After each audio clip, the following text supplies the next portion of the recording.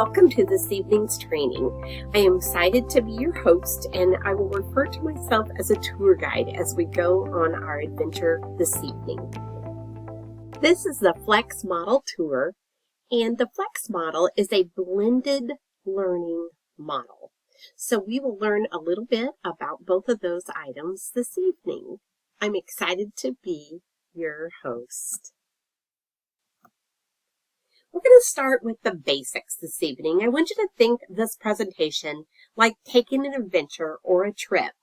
First, we research typically where we're going and we find out as much as possible about our destination. In this trip, we're headed towards the adventures of blended learning.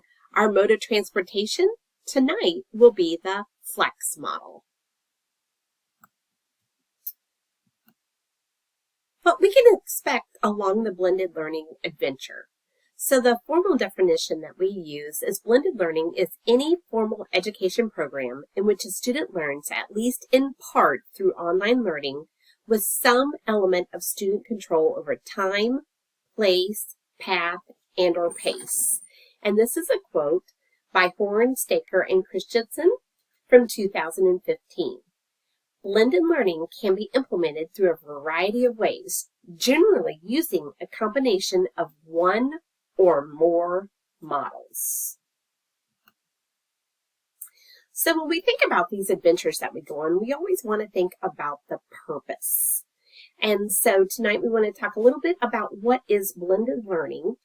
And when I think of blended learning, it is the best of both worlds. It's where we combined our traditional face-to-face classroom instruction with online learning activities.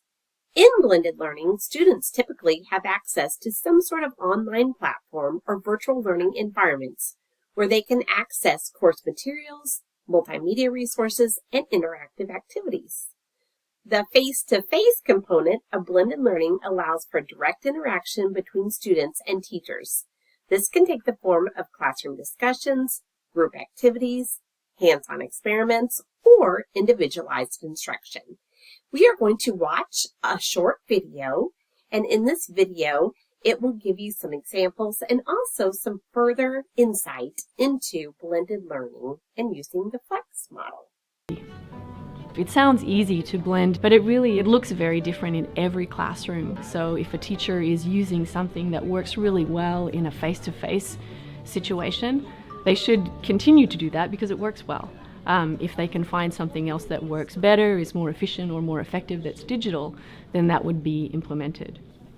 What I have online could be completely different than what the biology teacher has online or what the physical education teacher has online. It just depends what you need those kids to have in order to understand what they need to learn.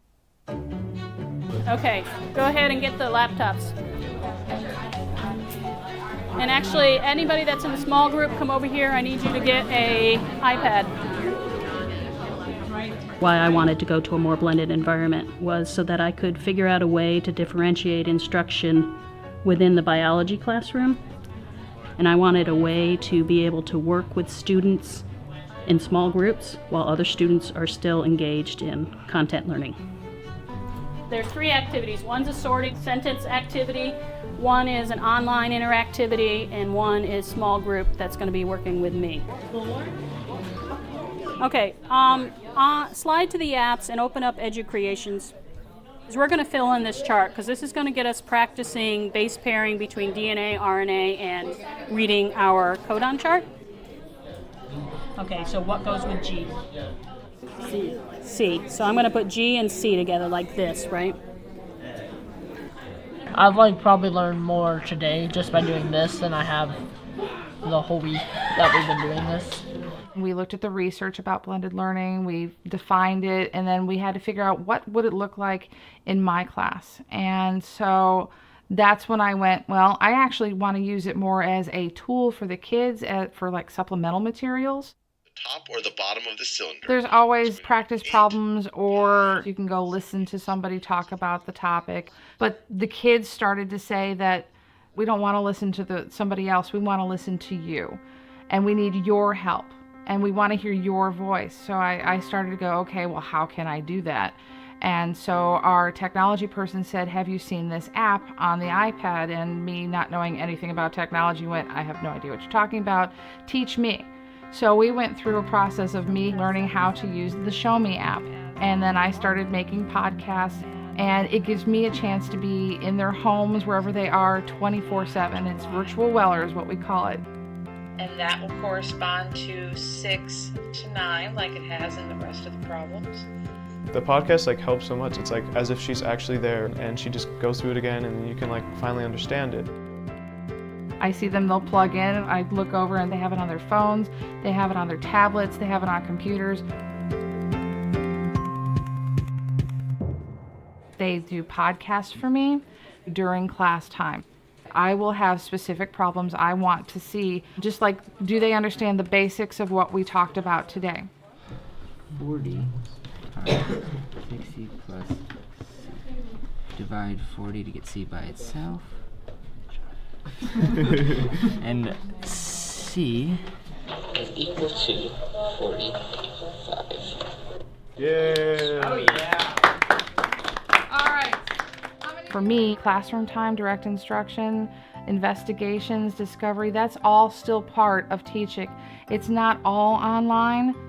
A lot of the face-to-face stuff is still the most important thing to me.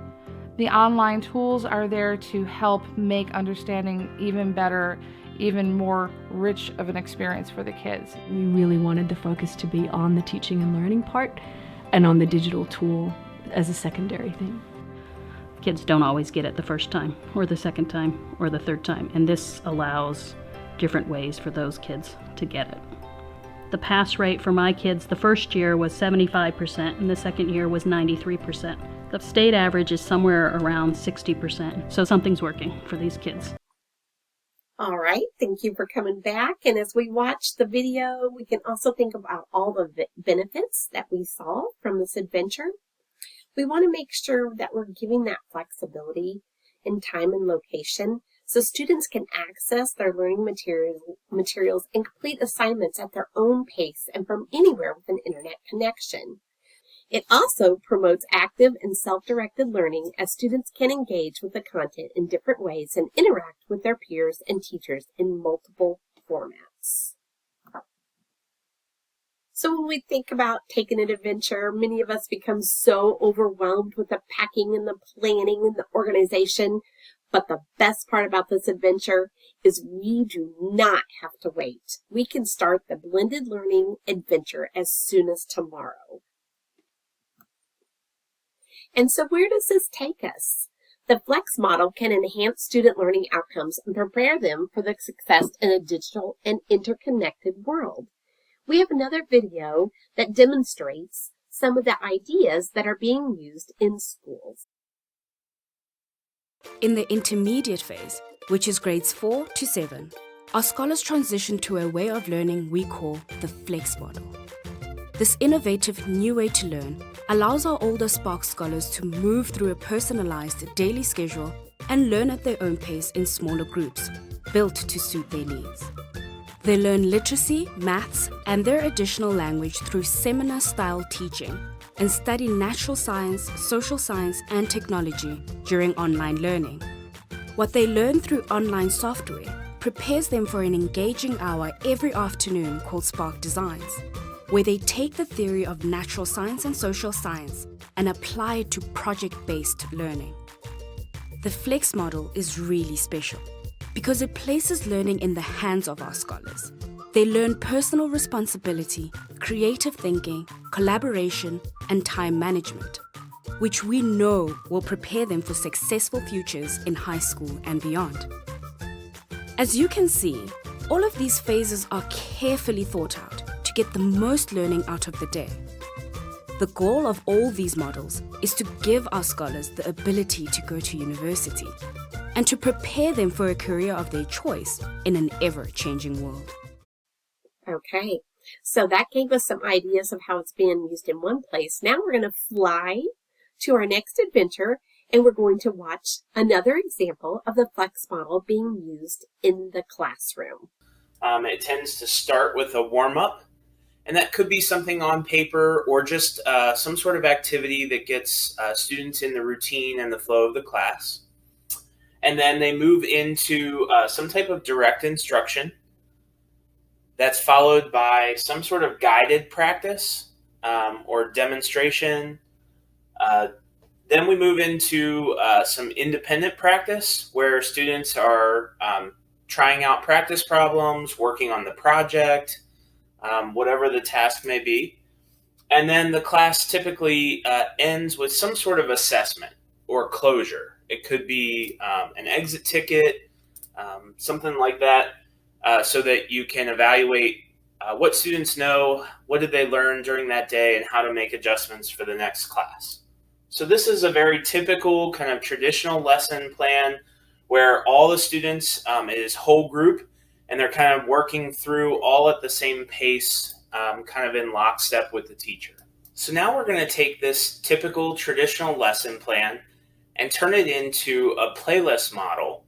One of the two playlist models is called the Flex model. And so the Flex model, we're going to keep the warm-up so that students still have that routine in their classroom and get ready for learning. We're going to keep the assessment at the end, the exit ticket, the closure, a way that teachers can assess what's going on in the classroom and where they need to make adjustments and move forward from there. But the middle part, we're going to put those activities in the learning path, and we're going to put them in a playlist. And in a Flex model playlist, students have control over the path and the pace. So they can control the pacing, so they can go from activity 2, whenever they're done, they can move to activity 3 and 4, just like an individual rotation. However, in a Flex model, students can choose the path as well. So what that means is they could choose to start with activity 4 and then move to activity 2 and 3, or do number 3 first and then move to 4 and then back to 2. It is completely up to them. This is building even more student agency. It's giving over even more control, not only the path, but also the pace. And so students have to, again, make a lot of choices here, but it definitely gives over even more control. And it's always surprising to me how evenly distributed those student choices are. Some students, they'll choose what they perceive as the hardest activity first. They're eating their vegetables first. Other students, though, they go straight for the dessert, right? So it's just so interesting to me to see how many classes I've seen use this model, and yet those students are just so evenly distributed with their choices.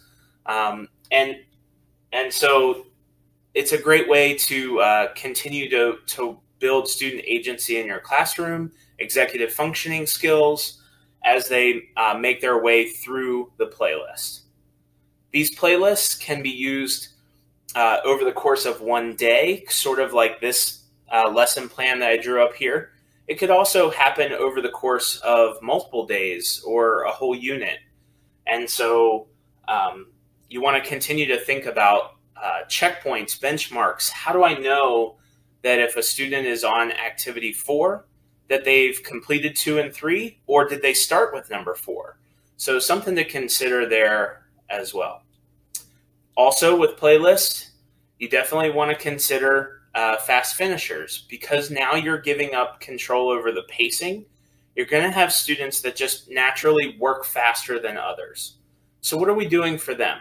Is there a passion project? Is there an X-time project? Other ideas for fast finishers. This is where we also typically see teachers using must-dos and may-dos in their playlists. That way, when students are finishing fast, there's an extension enrichment opportunity in the may-do section that they have the opportunity to continue their learning and still be able to control their pace. Okay, now we're going to hop on the train. This is a Flex model used with younger students. So as you walk through this and watch the video with me, you will notice that this can be applied to all ages of students. Well, I think there's a couple ways. First, academically speaking, I think like they're more engaged. They chose, you hear choice all the time. They chose what to do and when to do it. So I think that ramps up the engagement. Also back to academics is we get to be more strategic with what we're teaching those kids when we pull them. The final thing that I think where I'm seeing the biggest gains from day one to today, which is about a quarter of the way through the school year, is that independence and responsibility.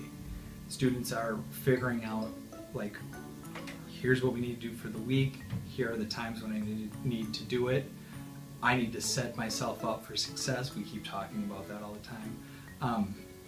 And they get to, like, they're building those skills that they need. And I think that are really important for, especially middle school, when you have this much homework and you have this much time when you go home, and high school and beyond.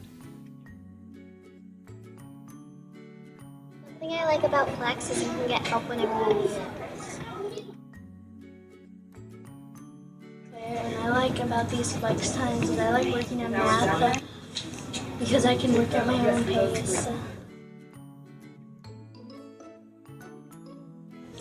The first part, it's like we can go wherever we want to Flex. We can work wherever we want.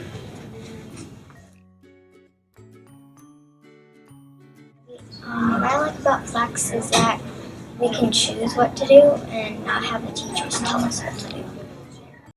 All right, this is our detour. We are going to take a little detour, and we are going to look at how we can create a Flex model assignment in Schoology.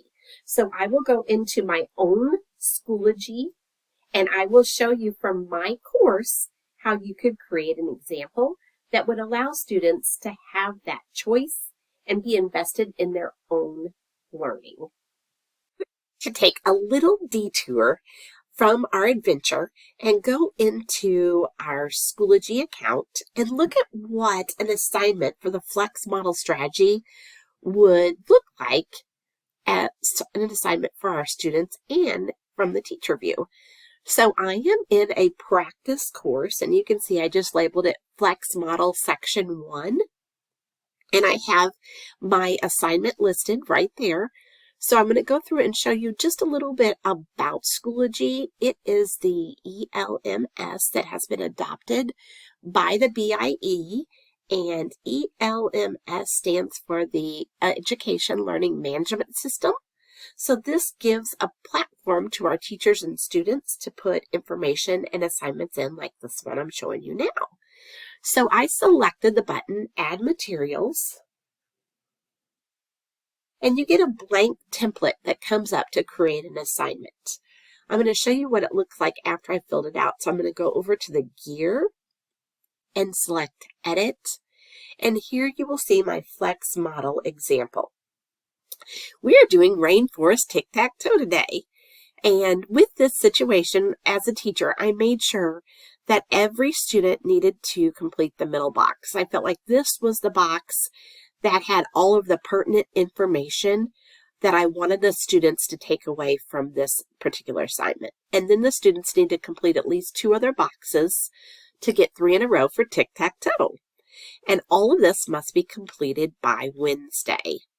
I love this piece in Schoology because I was able to do a video about the directions for my students. I feel like so many times our students do better when they can hear our voice and listen to the directions. And I want to just tell you how important it is for differentiation.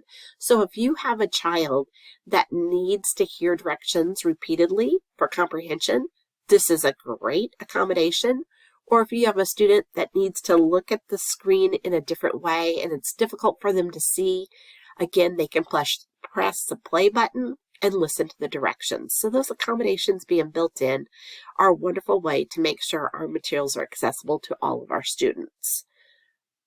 As you can see, I have the link for my video recording of the directions, and then I also have the link to the choice board the students will complete. The choice board gives the students many modes of learning that they can choose. So they may want to choose books on the research table. They may want to choose audio options. They may want to choose online options. All of those are a piece of that choice board. Now, many of these things I filled out on this template I just did for practice, so you can see my date's really long. I chose Sandbox because that means it's just a practice course. But the thing that's important is I did align it to the Common Core standards, and it aligned perfectly with the Writing Standard 4.7. The great thing about this Rainforest project is it could be expanded. You could integrate math, you could integrate reading, you could integrate social studies, so you can add and align other objectives from different content areas. At this time, I just chose the Writing Standard because the only piece I'm doing today is the choice board, but most definitely know that that is something that you can do. And then don't ever forget to hit the Save Changes. And then this is the teacher view. So there's my example that I created. And if you go into the example just to view it as a teacher, you can see that you have the directions typed out, but then you also have the video and you have the link. Over to the right, you can see that you do not have any submissions, but the immersive reader button is there. That's another wonderful built-in accommodation for our students who need to have text to speech. And that is built in for all Schoology assignments. So here we are, and there's the interactive choice board. That number 5 with the star is the one that all of the students will complete, and it is a Quizlet, an online learning that has the information that I want the students to be able to take away from the project. And then the students get to choose any of the other 2. And I talked about how they are different. It could be Rainforest songs, it could be actual research books, it could be the social studies online component, it could be listening to the audiobook in Epic. All of these are just different modes for our students to do their very best and successful learning, and to give them some of that choice with their learning and some ownership for what they're completing. So this is our interactive Tic-Tac choice board for our students, and I think they would be excited to know that they actually would get their tic-tac-toe. So why do we choose this blended learning adventure? We want to make sure that we are personalizing our learning. Students can work at their own pace, focusing on areas that require more time and effort. We want to increase student engagement. That's something that we're always looking to do as educators. We want to make sure that we're allowing students flexibility and autonomy so that results in higher student motivation and commitment to their learning. We also want an enhanced student-teacher interaction. So if we have fewer students in a physical classroom, teachers can provide more individualized attention and support. We want improved collaboration skills. Online platforms often encourage collaboration among students. We want to promote teamwork and communication skills. This has been one model for blended learning. So please start packing and planning for other adventures with blended learning, because we can look into the rotation model, an a la carte model, flipped classroom, or one-to-one device model. Here are my citations. So we had the definition of blended learning, and here are the links to the YouTube videos. Then here's my contact information. So the email is for my team at Arrow Alliance, and then we also have office hours almost every day except Friday that you are welcome to join and ask any questions about the Flex model or other models with blended learning. Thank you so much again for joining us on this adventure this evening.